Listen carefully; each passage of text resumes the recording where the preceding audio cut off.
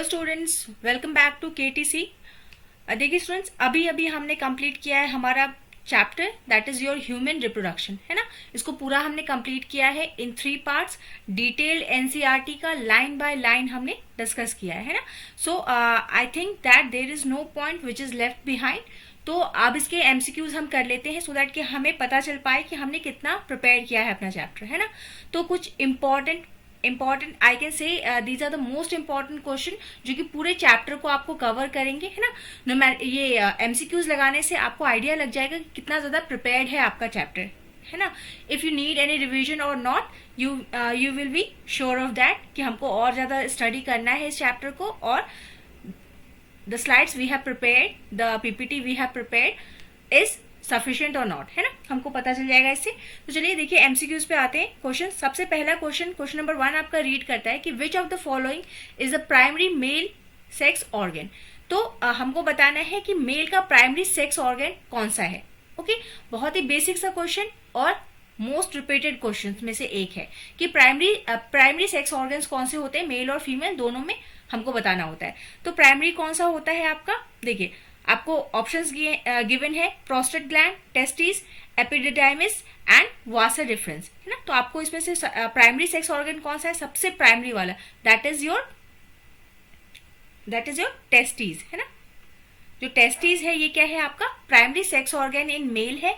और वही अगर फीमेल की बात की जाए कि फीमेल्स में आपका प्राइमरी सेक्स ऑर्गन कौन सा है, तो आप क्या बोलोगे, इट इज योर ओवरी।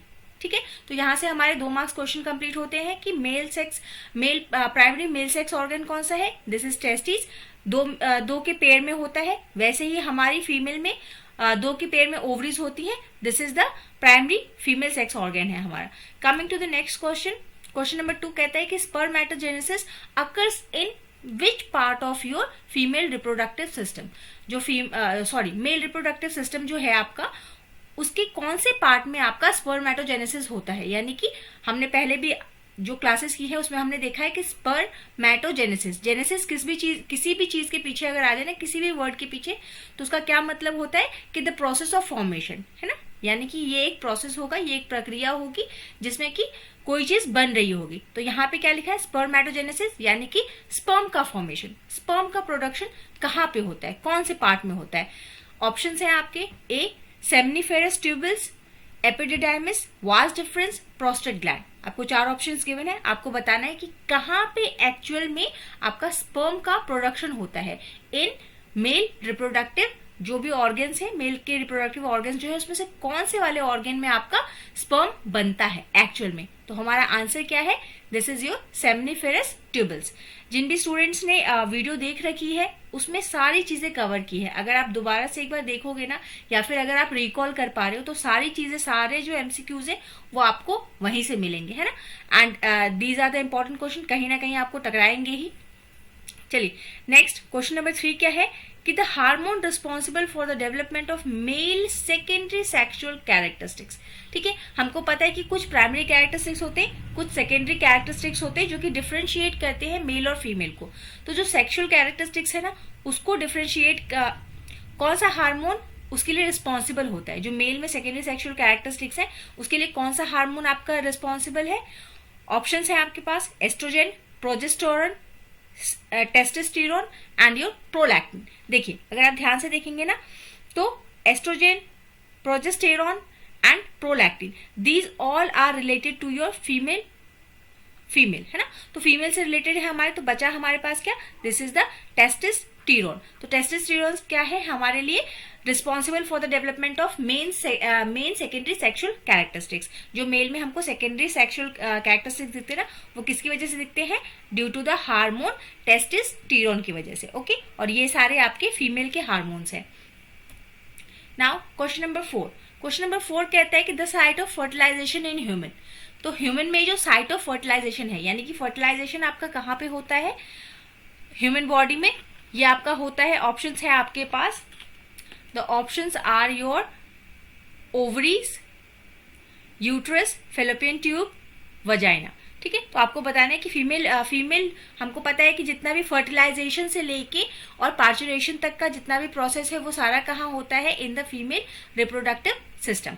हमने डिटेल में किया है mail reproductive system and female reproductive system. तो फीमेल रिप्रोडक्टिव सिस्टम के कौन से वाले पार्ट में फर्टिलाइजेशन होता है? तो ये होता है आपका फेलोपियन ट्यूब्स में। इसी को हम किस नाम से जानते हैं? ओविडक्ट के नाम से जानते हैं। ओके, और ओविडक्ट के हमने 3 इंपॉर्टेंट आपके पार्ट्स पढ़े थे ना। तो फेलोपियन ट्यूब में भी कहाँ होता है? फेलोपियन ट्यूब हमने देखा ना, यहाँ पे ओवरीज होती है, फिर एक फेलोपियन ट्यूब जाती है और वो कहाँ तक जाती है? आपके यूट्रस तक जाती है। फिर इस तरफ भी ओवरी होता है आपका, वहां से फेलोपियन ट्यूब्स आती हैं, जो कि यहाँ से एग रिलीज होता है और ये ट्यूब इसको कैच करती है फिम्ब्रिया के थ्रू, और फिर क्या है, यहाँ से ये मूवमेंट करते हुए जाती है, और जब फर्टिलाइजेशन होता है तो इम्प्लांटेशन आपका यूट्रस में हो जाता है। ये सारी चीजें हमने डिस्कस की हुई है।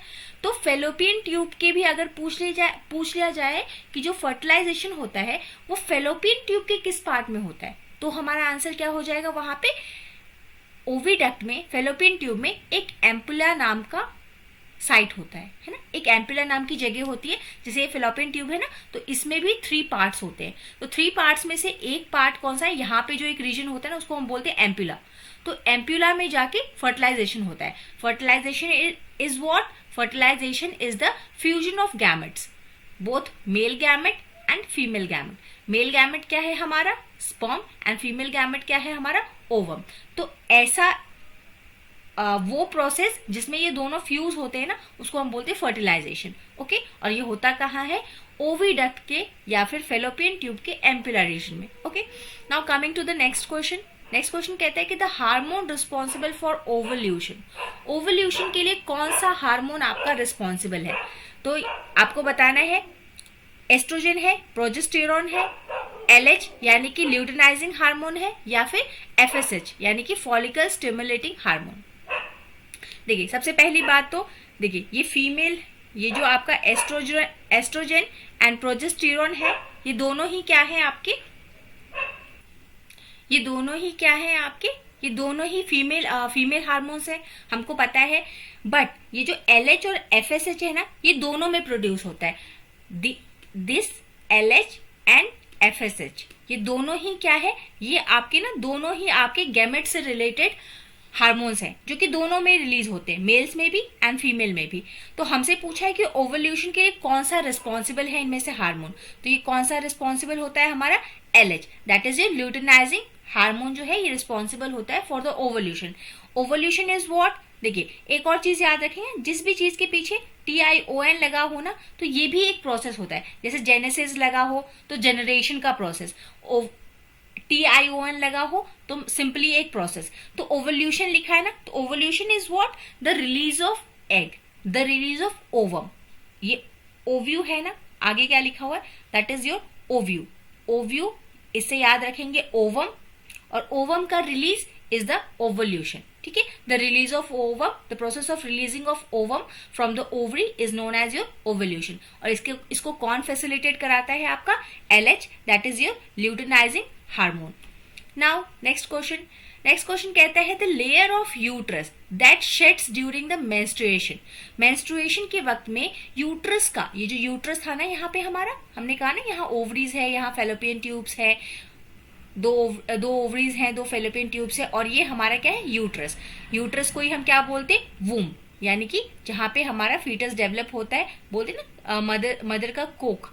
तो this portion is known as your uterus. इसमें 3 लेयर्स होती हैं, 1 2 3 हमने की थी। तो हमसे पूछ रहा है कि the layer of uterus that sheds during menstruation. हमने कहा 3 लेयर्स होती हैं, 1 2 एंड 3। तो कौन सा इसमें से कौन सा वाला लेयर जो है वो शेड हो जाता है, मतलब कि वो वॉश आउट हो जाता है, टूट के गिर जाता है? ये कौन सा है आपका? टूट के गिरता है, शेड होता है along with the some mucus and plus your blood. ठीक है, दिस इज मेंस्ट्रुएशन। तो ये कौन सा वाला लेयर टूटता है आपका? ये टूटता है आपका एंडोमेट्रियम, है ना। एंडोमेट्रियम मतलब जो सबसे इनर वाला पोर्शन, ये जो थर्ड वाला पोर्शन है ना, थर्ड वाली जो लेयर होती है वही बनती और टूटती रहती है ना। मतलब एक बार, जैसे कि साइकिल मतलब क्या, अगर ग्राफिकल रिप्रेजेंटेशन देखें तो साइकिल मीन्स क्या, समथिंग लाइक दिस, कि एक साइकिल जो है रिपीट होगी, कोई चीज बनेगी और फिर टूट जाएगी, कोई चीज पीक पे जाएगी फिर नीचे आ जाएगी, यानी कि बनेगी और शेड होगी, फॉर्मेशन होगा और शेडिंग होगी।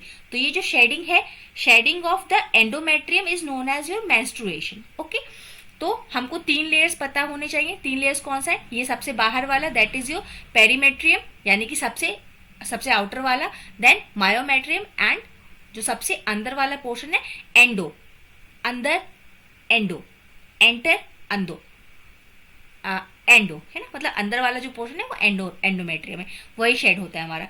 Next, coming to the question number 7, the process of formation of sperm is known as, very simple, अभी हमने डिस्कस किया, स्पर्म के बनने का प्रोसेस क्या कहलाएगा?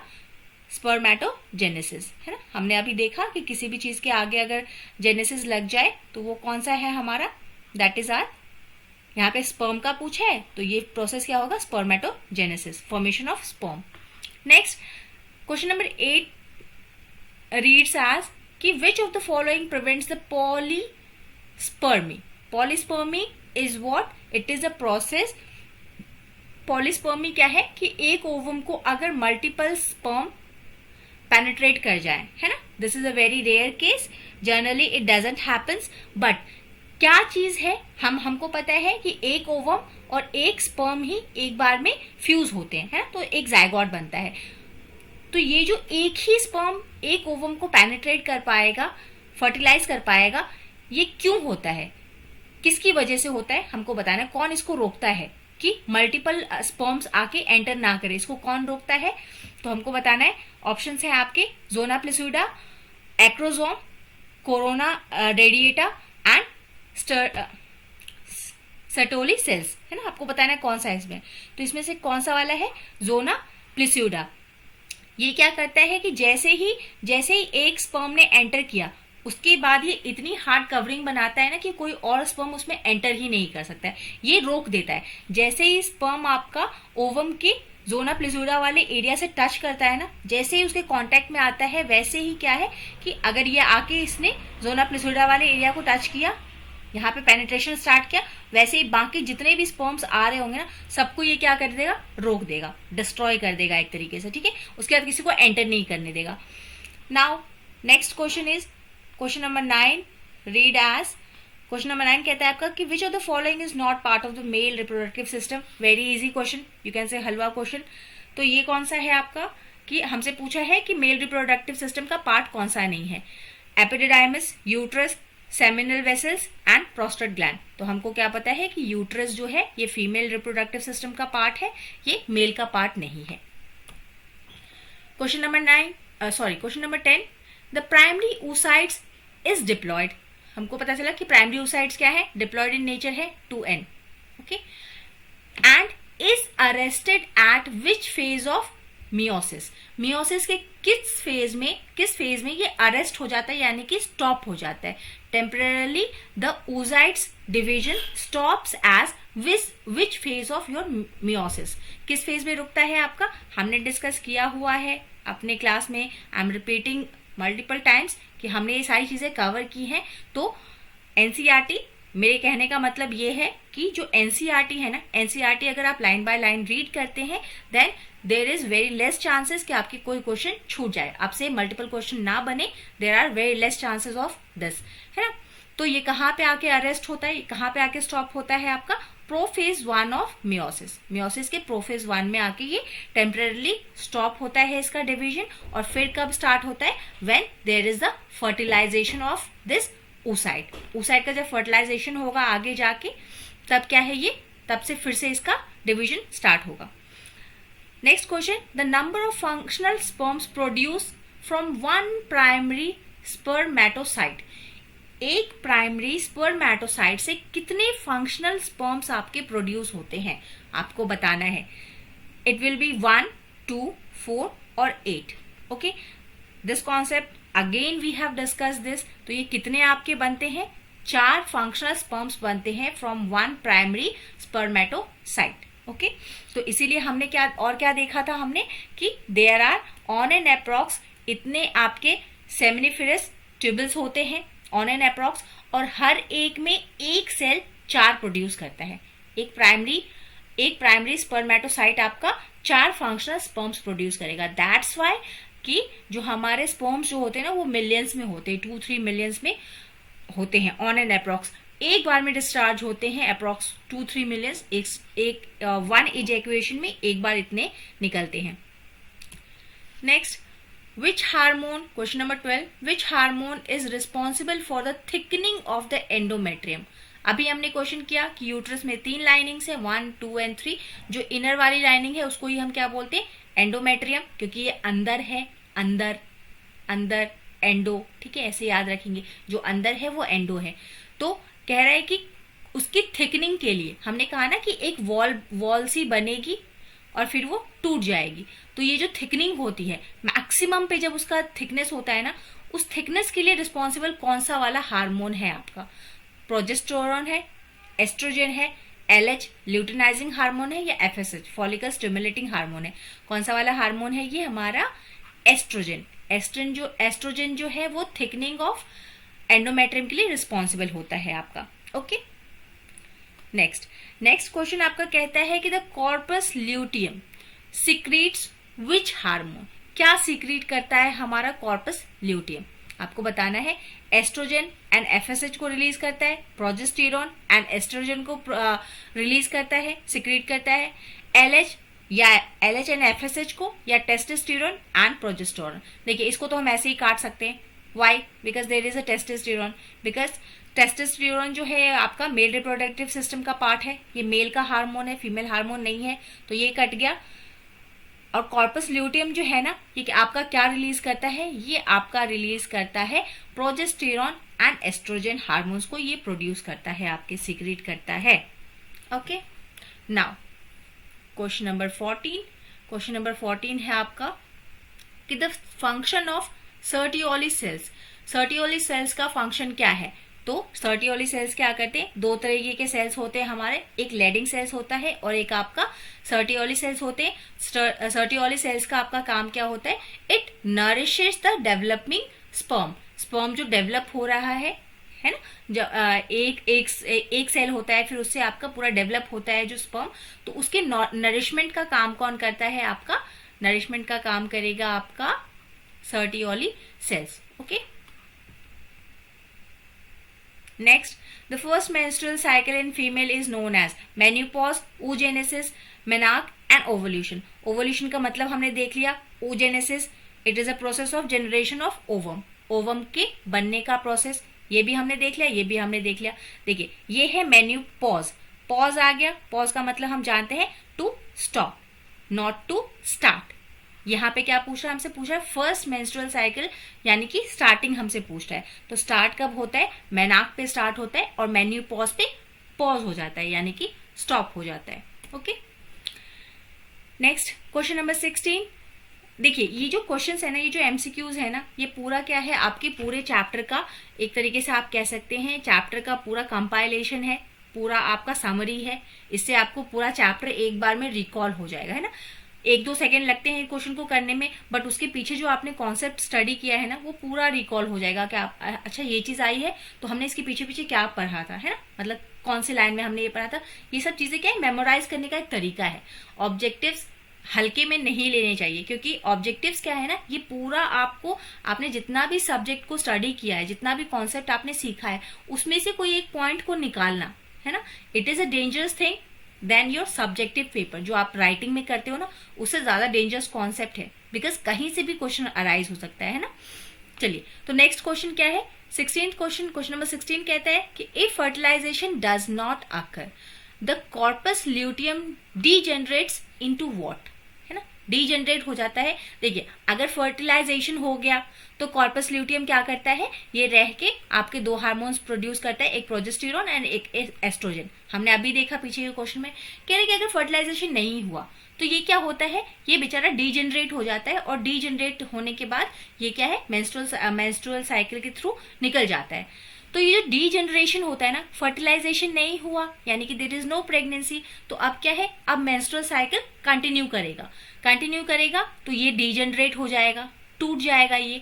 और टूटने के बाद ये क्या बनता है, आपको बताना है क्या बनता है, कॉर्पस एल्बिकन्स बनता है, ग्राफियन फॉलिकल बनता है, प्राइमरी फॉलिकल बनता है, या सेकेंडरी फॉलिकल बनता है।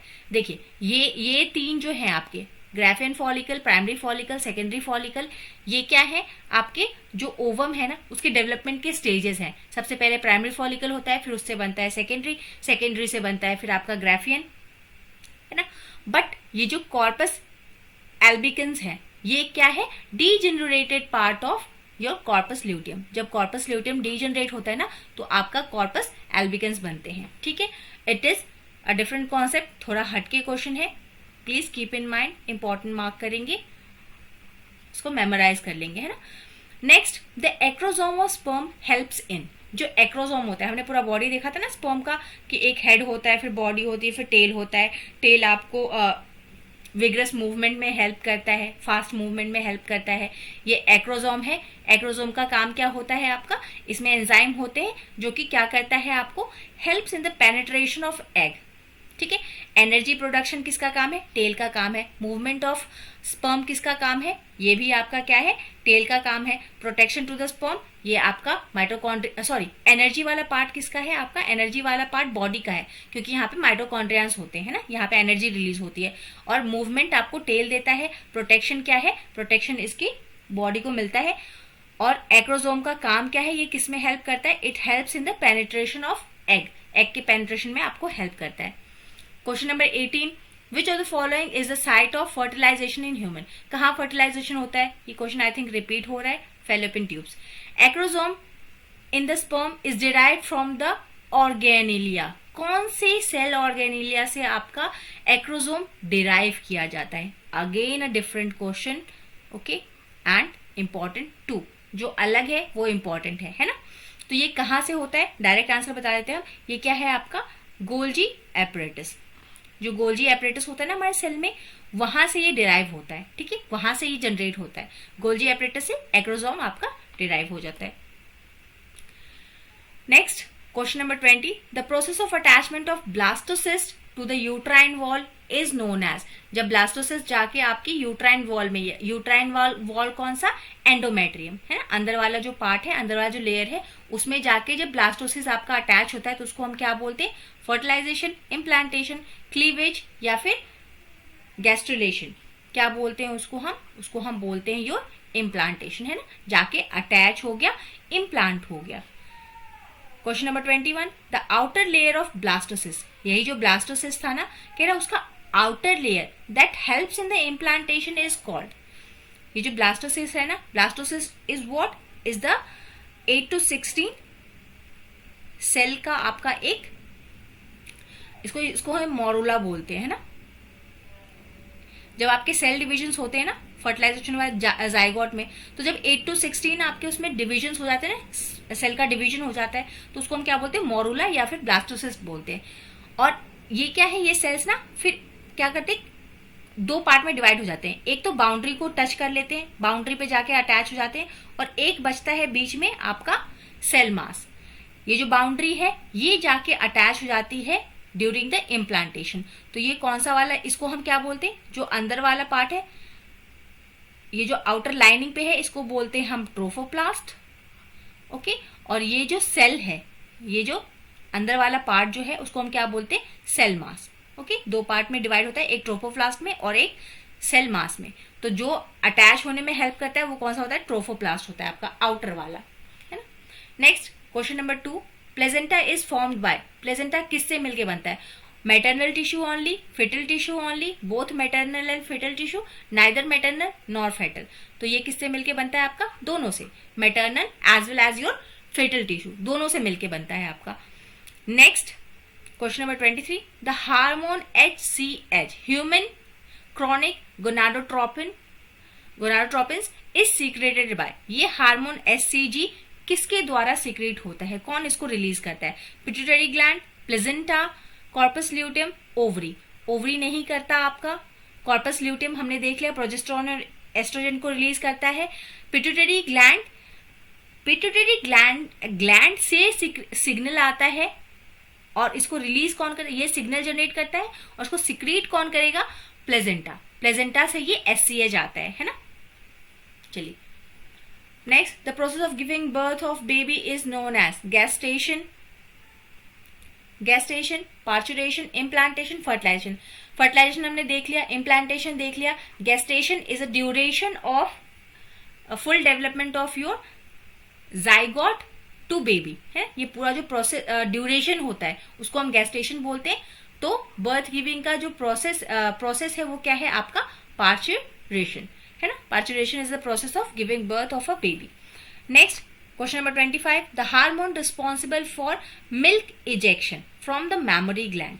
मैमरी ग्लैंड से मिल्क के इजेक्शन के लिए कौन सा हार्मोन रिस्पॉन्सिबल है? प्रोलैक्टिन, ऑक्सीटोसिन, एस्ट्रोजन या प्रोजेस्टेरोन.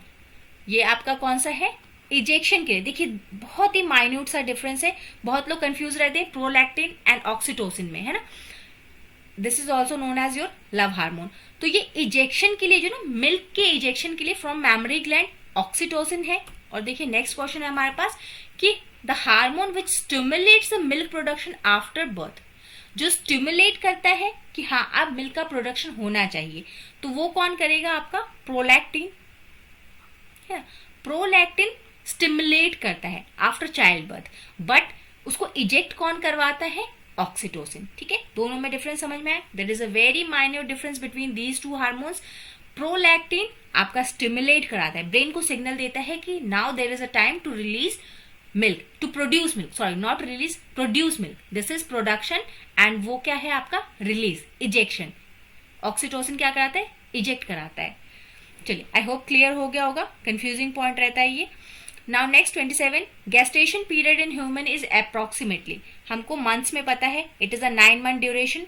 9 मंथ का ड्यूरेशन है, बट डेज अगर पूछे जाए तो हम कितना बोलेंगे? 280 डेज का ड्यूरेशन है पूरा गेस्टेशन का. ठीक है, फुल डेवलपमेंट वाला फेज.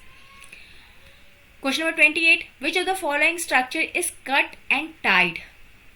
कौन सा वाले स्ट्रक्चर को कट कर देते हैं और बांध देते हैं हम इन ड्यूरिंग वास्टेक्टोमी. वास्टेक्टोमी में किसी में एक्टोमी लगे ना, मतलब कट आउट. ठीक है, तो वास्ट डिफरेंस जो है ना उसको हम आंसर मैंने बता दिया. वास्ट डिफरेंस जो है उसी को हम कट करते हैं एंड टाई कर देते हैं जब हमको क्या है, when we are taking the contraceptive measures, है ना. फॉर फर्दर प्रेगनेंसीज के जब हम स्टॉप करना चाहते हैं तो हम क्या करते हैं? वास्ट डिफरेंस को कट कर देते हैं और फिर उसको टाई कर देते हैं, बांध देते हैं. Question number 29. Which of the following is a contraceptive method. Contraceptive method क्या? To prevent the further pregnancies. आगे प्रेगनेंसीज ना हो उसके लिए कॉन्ट्रासेप्टिव मेजर्स लेते हैं हम, है ना. तो हमको बताना है कौन सा मेथड है. देखिए ट्यूबेक्टोमी है, यानी कि हमने ट्यूबेक्टोमी मतलब क्या?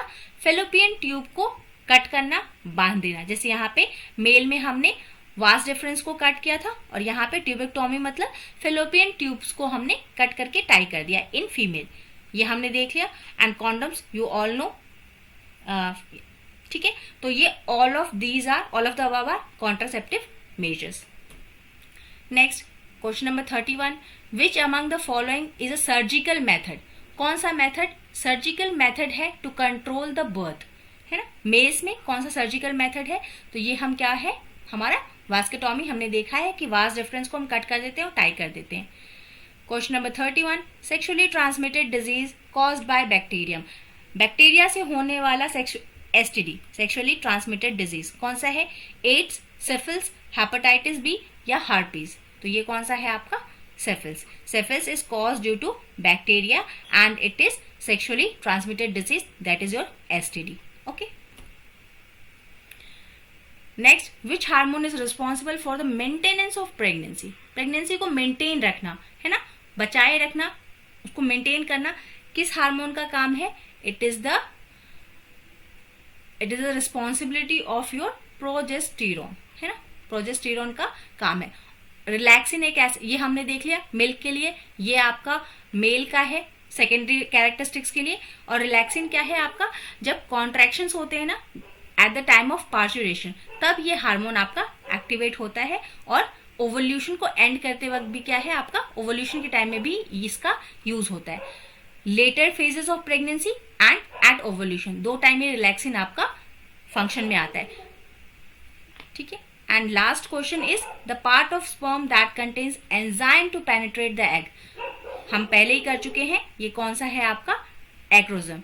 एक्रोसोम्स में आपके एंजाइम्स होते हैं which helps in the penetration of eggs.